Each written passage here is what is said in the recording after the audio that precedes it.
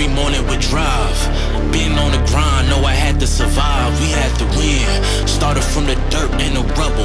I had to be the needle that was popping your bubble. Hello and welcome into the Rookie Prospect Profile Series, a Zilla Fantasy Elite production. Today we're going to be looking at wide receiver Adonai Mitchell in the rookie wide receiver machine learning models. Can Adonai Mitchell live up to his hype that he had in the preseason, or will they disappoint in our fantasy evaluation? Discover their outcome as our machine learning models provide the final say. Adonai Mitchell was drafted number 52 by the Indianapolis Colts, and they come into the league out of the University of Texas. Xavier Worthy's teammate here. Adonai Mitchell comes in at a height of 6'2", 205 pounds. Fairly decent size to him. 4.34 40-yard dash, though, is a very, very impressive 40-yard dash. He had a 39.5-inch vertical jump, 32.4 college dominator rating, so pretty solid across the board here. Breakout age was 20.9. It's a little bit late, but kind of some of the numbers that we're going into his model here. Very interesting profile. We kind of see him improve in terms of year 1 to year 2, and then slowly fade away into obscurity year 3 and year 4. So let's take a dive into those first year projections. We see him with across the board roughly a 9th or a 10th rank on most of that stuff, with his maximum output at 11.83. It is fairly confident in his result, 24.3% coefficient of variation there on the bottom, 11th best in the class. Kind of looking at his mean and median, 6.4, 6.3. Those are ranked 9th best in the class. He was the 11th drafted wide receiver, so that's a little bit ahead of where he could be, given that draft capital is the most important factor in these models. But yeah, I liked him 9th best overall. Getting into rookie wide receivers that hit that 6.43 mark. Let's just start at 6. We got Deshaun Hamilton, Justin Hunter at 6.0, A.T. Perry 6.06, Olabisi Johnson 6.1, Cody Core 6.2, Chris Godwin 6.2, Geronimo Allison and Corey Davis at 6.3, Michael Gallup 6.4, Henry Ruggs 6.47, Trent Taylor 6.5, and a whole bunch of people at 6.6. Keith Kirkwood, Taylor Gabriel, Tajay Sharp, Devin Funchess, Denzel Mims 6.74, Steven Sims, Dante Moncrief, and MVS all at 6.9 fantasy points per game. KJ Hamler hit 6.93 and Alec Pierce 7.02. That's kind of the range of outcomes that you're looking for on AD Mitchell in terms of his average outcome. Getting up to that maximum at 11.83, what's it look like if he hits a ceiling? 11.3, that's outside the top 40 of all time. Jarvis Landry with the 41st best. Same with Preston Williams and Derek Rogers at 11.3. Laviska Shenault 11.22. Devonta Smith only hit 10.92. Jahan Dotson, pretty decent rookie season, 10.88. Drake London 10.51. Marquise Brown 10.5. Devontae Parker, Kiki QT at 10.4. And then a little bit above it, Allen Robinson, 11.5. Sterling Shepard and Stephon Diggs also at 11.5. DK Metcalf, 11.6. Christian Watson, 11.72. Cooper Kupp, 11.8. Again, that's the range of outcomes that he's looking at. If he hits his ceiling, it's going to be maybe a top 40 of the last 11 draft classes, but nothing super spectacular here. And again, that's if he hits his maximum output according to the model. So let's dive into those year 2 outputs, see what it looks like for Mitchell. We can see he improves here as mean and median go up to 8.6 or a little over 8.5. Got the 9th best mean, 8th best median in the class. His maximum up at 15.23 is the 9th best in the class as well.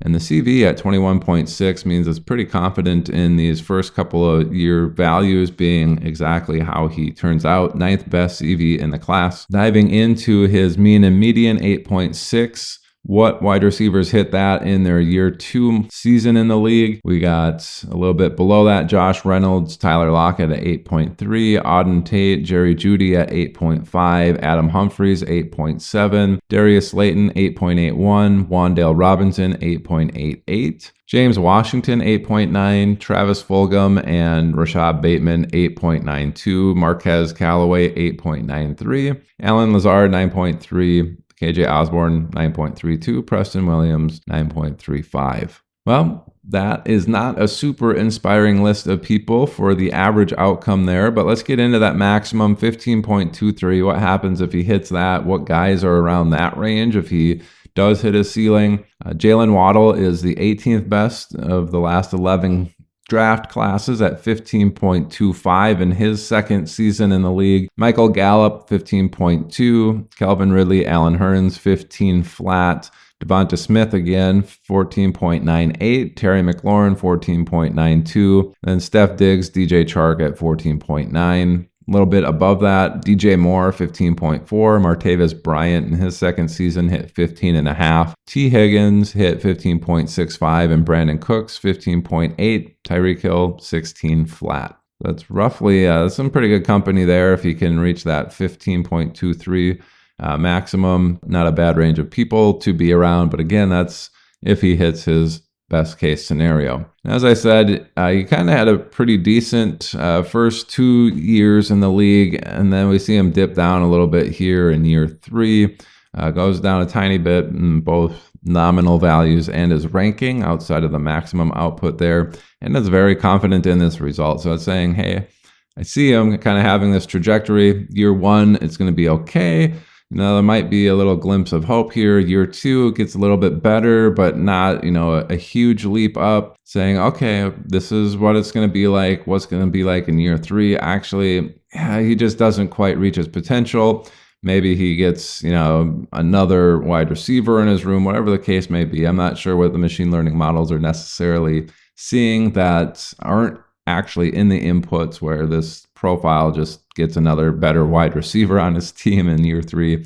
Could be the case, but CV at 24.2%. So it's in the acceptable range there, and halfway in between acceptable and the good 10 to 20% range. So fifth least variable, or fifth best least variability in the year 3 model here for people. Let's go look at what wide receivers were hovering around the 7.8 to 7.7 range in the year 3 of the NFL. So at 7.77, we have Elijah Moore last season, Corey Davis, 7.7, Bryce Butler, 7.6, John Brown, 7.4, Tyler Lockett, 7.4, Traquan Smith, 7.36, Josh Dotson and Marquess Wilson, 7.3, and Van Jefferson at 7.17. A little bit above that, Adam Humphries, 8 flat. Devin Duvernay, 8.29. Same with Mecole Hardman. Robert Woods, 8.4. Darnell Mooney, 8.46. MVS, again, 8.58. Tyrell Williams, 8.6. Deontay Hardy, 8.7. That's kind of the range of outcomes you're looking for in the year 3.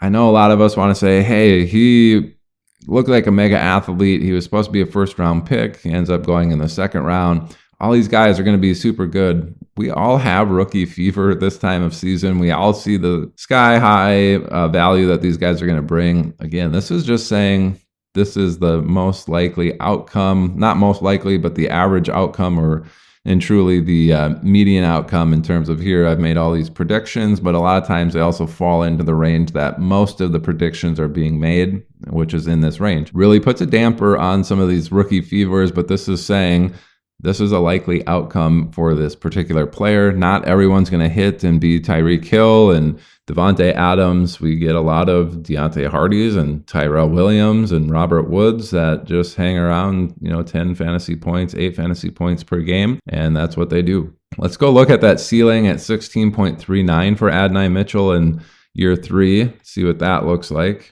Right around what Cooper Kupp did in his third season, which was 16.9. Brandon Cook, 16.42. Jamar Chase, 16.42. Brandon Cook, 16.4. Tyler Boyd, 15.8. Kenny Golladay, 15.5. Devontae Adams, 15.3 when he finally broke out in his third year. And then a little bit above that, we have Deontay Johnson at 17.15. Nico Collins, 17.36. CeeDee Lamb, 17.74. Odell Beckham, 18.5. You're getting inside the top 20 there with those particular 16.5 range outcomes in year 3. All right, and as I had said before, he does dip down into year 4 as well. So once we get into there, we really see a drop off for Adonai Mitchell. Again, it's probably one of those profiles that it sees, hey, there's some glimmer of hope in year 1 and year 2, but then year 3, a little disappointment, and then year 4, it's just, he falls off the rails. He's down here in the 20s for ranks in year 4 for most of his stuff outside of the minimum being at 1.16, which is 15th best minimum, but really in the 20s here. Otherwise, mean and median drop down to just over 5 points per game at 21st rank in the class, and the maximum output at 12.86, also the 20th ranked in the class. So CV at 37.1 is pretty high. It's a 22nd best CV in the class there. So saying there's a lot of data spread here. Not really a lot of data spread, I guess, but more the higher standard deviation with a lower mean there, a lower average in the year 4 model. So let's go look at who's hanging around in year 4 at around 5 fantasy points per game. We got Farrell Cooper, Chester Rogers at 4.6, Anthony Miller 4.83, Geronimo Allison 4.9, Marcus Wheaton right at 5.0, Taylor Gabriel 5.1, Darnell Mooney 5.26, Cody Latimer 5.4, Nick Williams, Devontae Parker both at 5.5 there. So not a super inspiring list of people to be on.